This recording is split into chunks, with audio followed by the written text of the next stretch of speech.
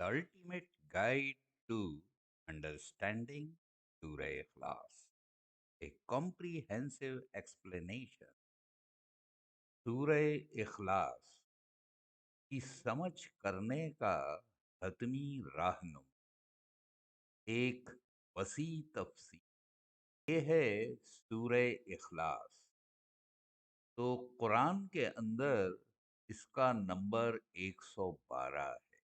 में 4 आयात हैं और जिस सिलसिले में सूरतें नाजिल हुई हैं तो नाजिल होने के एतबार से इसका नंबर 22वां और इसमें सिर्फ एक रुकू। और इसमें देखिए ये 1, 2, 3 और 4 यानी 4 आयात हैं। तो ये सूरत है बिस्मिल्लाहिर्रहमानिर्रहीम। कुल हुवल्लाहु अहद अल्लाहुस समद लम यलिद वलम यूलद वलम यकुल लहू कुफुवन अहद। तो देखिए, इस वीडियो में मैं सूरह इखलास के बारे में तफसीली बयान करूँगा। तो सूरह इखलास किस वक्त नाजिल हुई, क्यों नाजिल हुई, कहाँ नाजिल हुई और इसकी क्या अहमियत है, इन चीज़ों के बारे में बात करूँगा।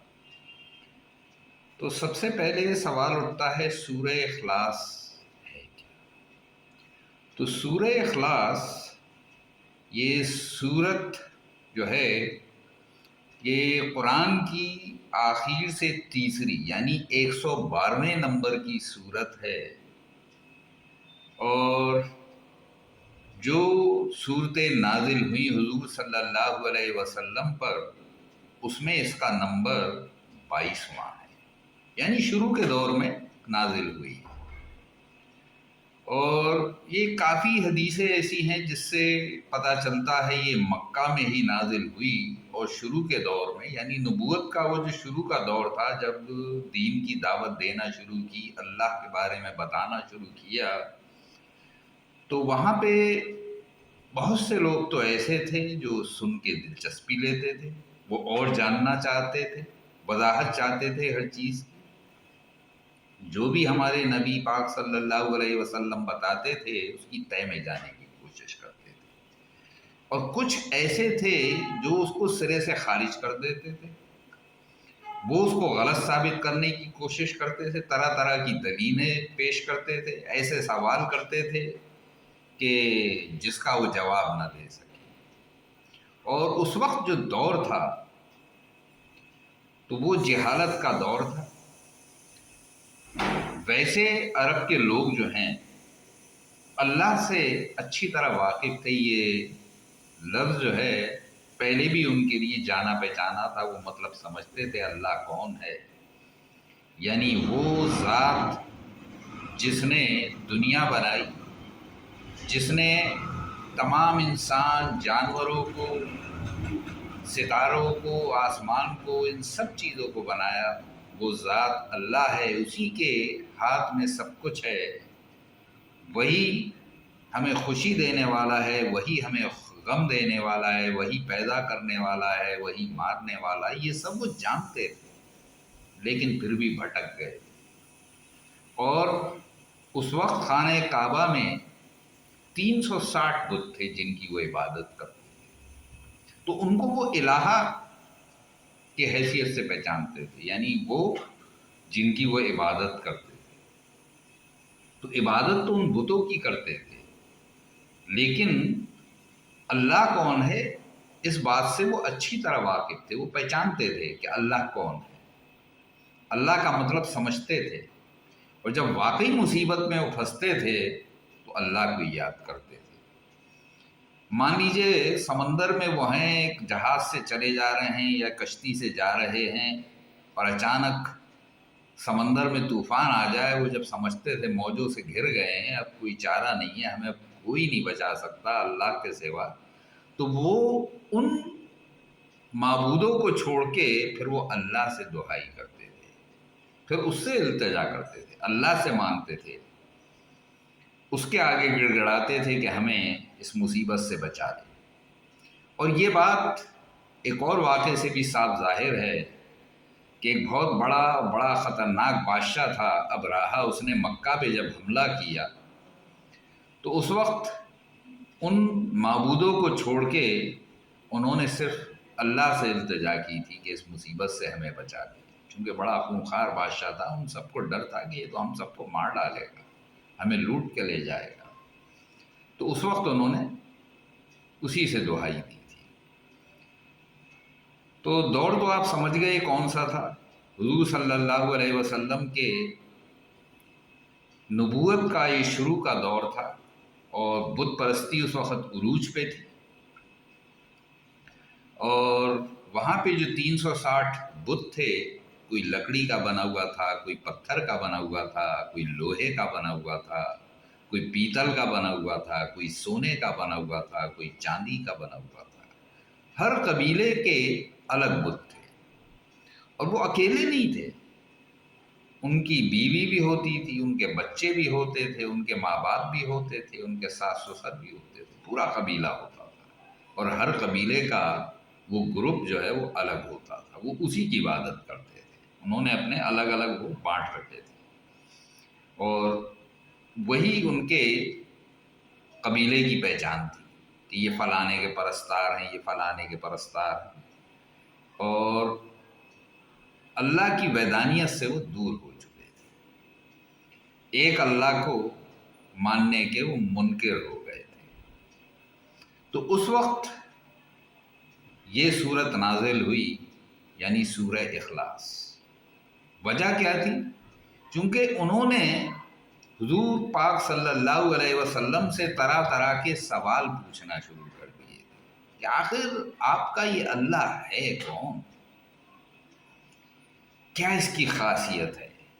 اس کی حسب نسب کیا ہے؟ اب جیسے انہوں نے اپنے وہ معبودوں کو بانٹ رکھا تھا، ان کا باقاعدہ وہ حسب نسب کہتے تھے کہ ان کے باپ یہ ہیں، ان کی اولادیں یہ ہیں، اور ان کا حسب نسب جو ہے یہ ہے، تو اسی طرح وہ اللہ کا بھی حسب نسب پوچھتے تھے۔ اب انہوں نے ان معبودوں کو سونے، چاندی، لکڑی، پتھر وغیرہ سے بنایا تھا، تو پوچھتے تھے تمہارا اللہ کائے کا بنا ہوا ہے، دیکھنے میں وہ کیسا ہے؟ چونکہ انہوں نے اپنے معبودوں کی طرح طرح کی شکلیں دی ہوئی تھیں، کسی کی جانور کی سی شکل تھی، کسی کی انسان کی سی شکل تھی، طرح طرح کی شکلیں دے رکھی تھیں ان معبودوں کی، بڑی بھیانک قسم کی بھی شکلیں تھیں جس سے لوگ خوف زدہ ہو جائیں اور ان کے آگے جھکیں۔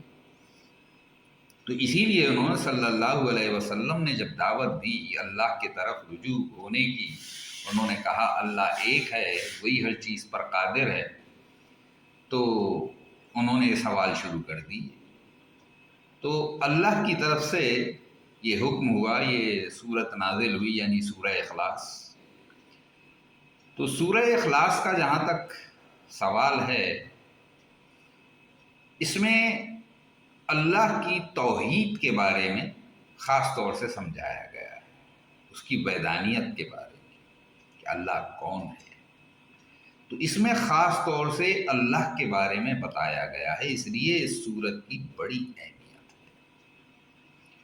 تو جہاں تک اخلاص کا سوال ہے، تو اخلاص کے جو انگریزی میں میننگ ہے میں پہلے وہ بتاتا ہوں۔ اس کا مطلب ہے sincerity, dedication, loyalty, devotion, honesty, allegiance, adherence, trueness, trustfulness, genuineness, constancy, steadiness etcetera. تو یہ اس کے انگریزی میں معنی ہیں۔ تو ابھی تک بات ہوئی کہ وہ دور کون سا تھا جس میں سورہ اخلاص نازل ہوئی۔ تو سورہ اخلاص یعنی قل هو اللہ احد اللہ الصمد لم یلد ولم یولد ولم یکن لہ کفوا احد۔ تو صرف 4 آیات ہیں اس میں، بڑا آسان ہے اس کو یاد کرنا، اور یہ اپنے آپ میں ایک مکمل صورت ہے، خاص طور سے یہ اللہ کے بارے میں بتاتی ہے، اس لیے اس کی بڑی اہمیت ہے۔ دیکھیے قرآن میں جو صورتیں آئی ہیں، جو نازل ہوئی ہیں، اس میں 3 چیزوں کا ذکر ہے، یا تو اللہ کے بارے میں، یا رسالت کے بارے میں، اور یا آخرت کے بارے میں۔ تو رسالت کا جہاں تک سوال ہے، جو بھی نبی گزرے ہیں ان کے بارے میں تفصیل سے بتایا گیا ہے، کیا کیا حالات ان کی زندگی میں گزرے، کس طرح سے انہوں نے حالات کا مقابلہ کیا، اور آخرت میں کیا ہوگا اس کے بارے میں بتایا گیا ہے، کس چیز کا انعام ملے گا، کس چیز پہ سزا ملے گی، کیا صحیح ہے کیا غلط ہے۔ تو یہ 3 حصوں میں بانٹا گیا ہے۔ تو ان 3 میں سے یہ ایک حصہ ہے، تو اس لیے بہت ساری حدیث ایسی ہیں جس میں صاف دیا ہوا ہے کہ خالی اس سورت کو پڑھنے کا ثواب 1/3 قرآن پڑھنے کے برابر ہے۔ تو یہ اہمیت ہے اس کی۔ اور اس کے علاوہ پچھلے ویڈیو میں نے معوذتین کے بارے میں جو بتایا تھا، جو بیان کیا تھا، اس میں بھی میں نے ذکر کیا تھا کہ رسول اللہ صلی اللہ علیہ وسلم معوذتین کے ساتھ سورہ اخلاص بھی پڑھا کرتے تھے اور روز پڑھا کرتے تھے۔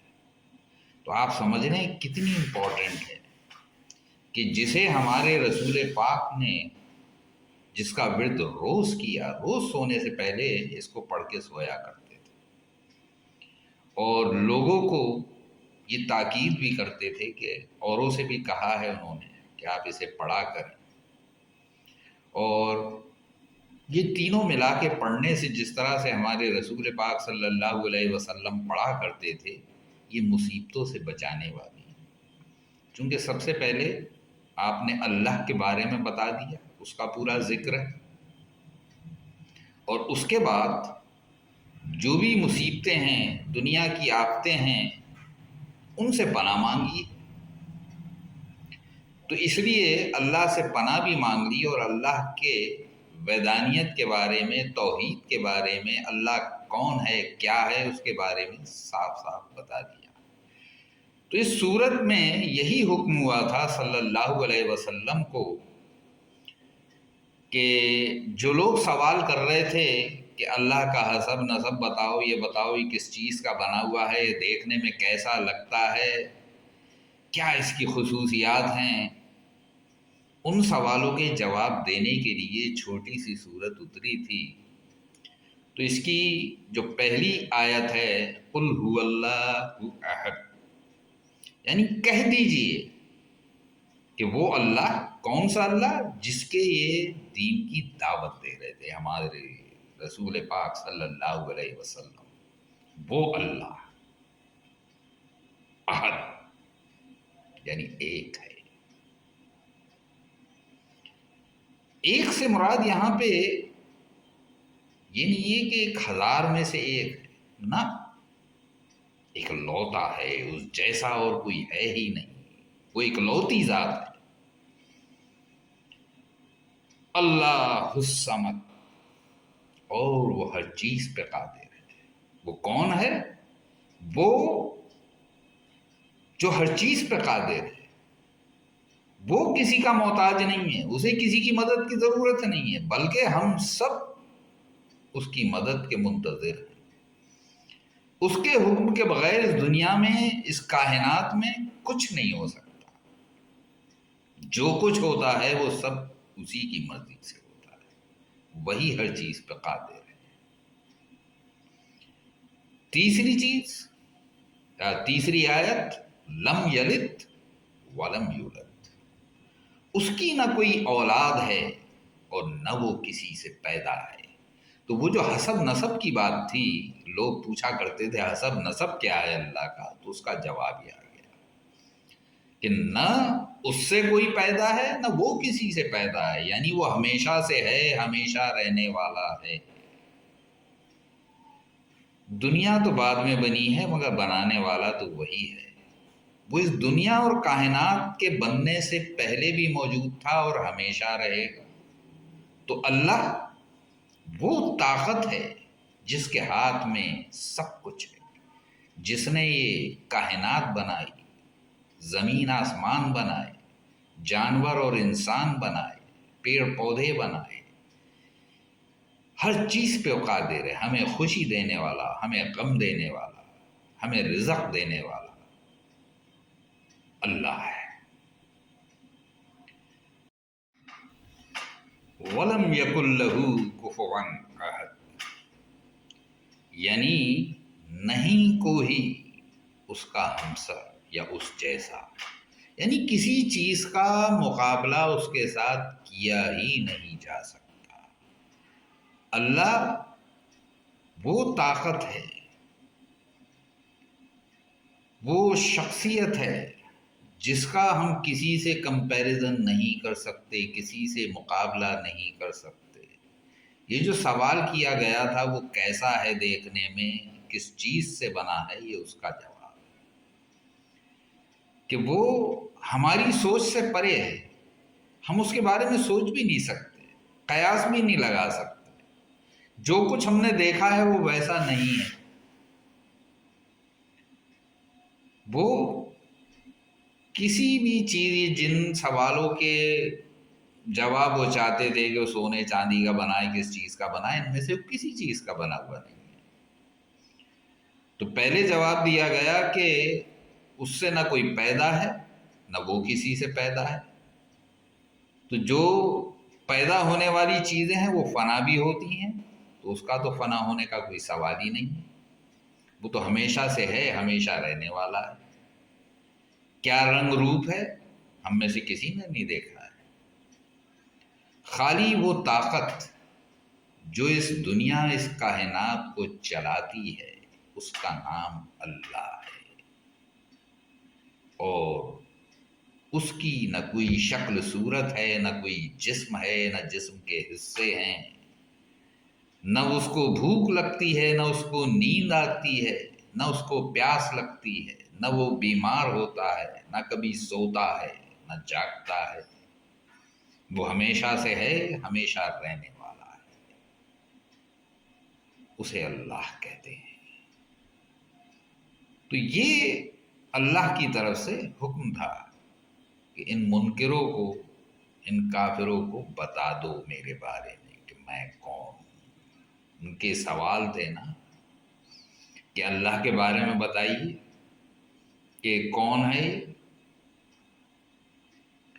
تو سب سے پہلی چیز تو یہ کہ وہ طرح طرح کے معبودوں کو مانا کرتے تھے، تو اس نے کلیئر کر دیا کہ اللہ ایک ہے، ایک لوتا ہے،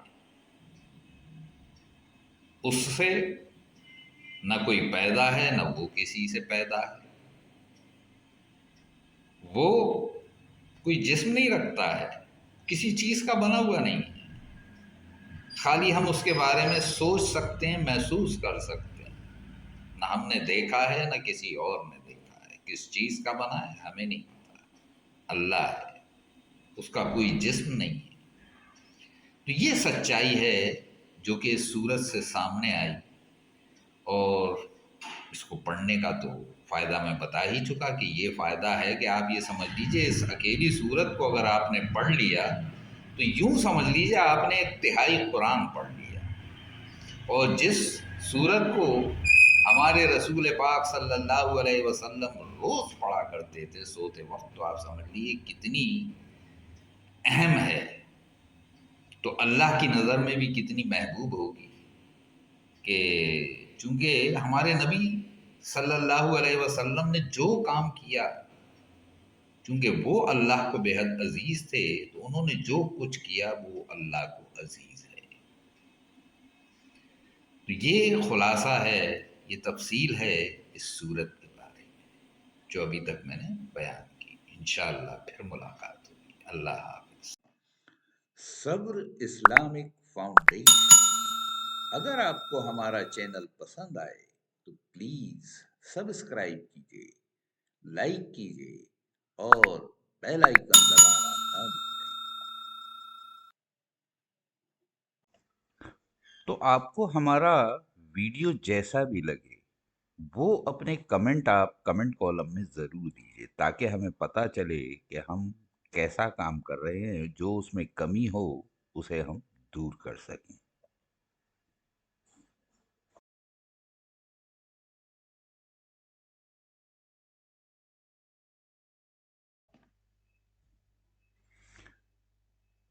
please visit our channel again. बराहे करम हमारे चैनल पर दोबारा आएं। कृपा करके हमारे चैनल पर फिर पधारें।